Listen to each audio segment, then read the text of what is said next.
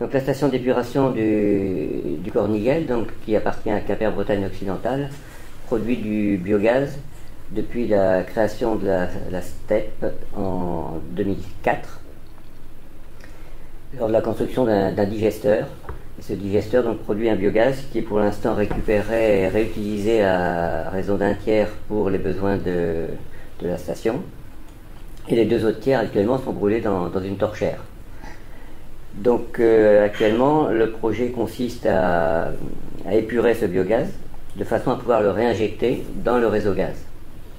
À l'origine de la création de la station, le digesteur avait uniquement comme objectif de réduire le volume de boue et le biogaz était un sous-produit.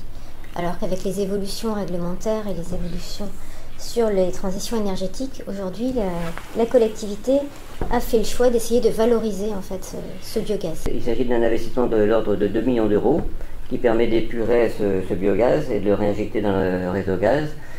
Et on prévoit que cet investissement, qu'on ait un retour sur investissement de l'ordre de 3 ans compte tenu de la valeur de rachat du biogaz par le distributeur de gaz.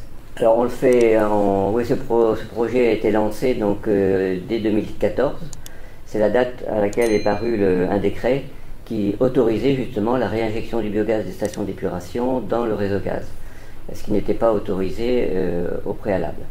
Donc actuellement, il y a 3 collectivités qui réinjectent déjà leur biogaz dans les réseaux. Strasbourg, Grenoble et puis une 3e, je ne sais plus laquelle. Actuellement, il y a Angers qui est en cours d'étude. Et donc on devrait être nous la 4e ou 5e collectivité donc à réinjecter ce biogaz dans le réseau. Et la première et la seule d'ailleurs sur la Bretagne. Le projet de valorisation du biogaz est un projet assez ancien, puisqu'initialement on a commencé des études en 2011-2012.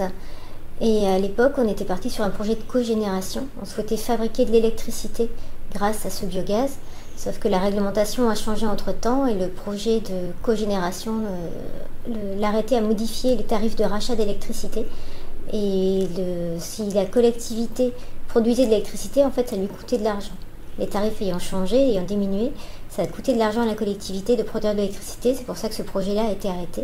Et après, on était obligé d'attendre, donc ce que disait M. de Courchel tout à l'heure, la sortie de l'arrêté qui autorise l'injection de biogaz issu de stations d'épuration, qui est arrivé en 2014. Donc la production de biogaz correspond à environ 640 foyers sur la commune, ou l'équivalent de 32 bus, c'est-à-dire presque les 2 tiers des bus roulant au gaz sur Quimper-Bretagne occidentale. Le biogaz est produit dans un digesteur. L'objectif de ce digesteur, initialement, pour une station d'épuration, c'est de réduire le volume de boue. C'est-à-dire que les boues issues du traitement sont injectées dans le digesteur.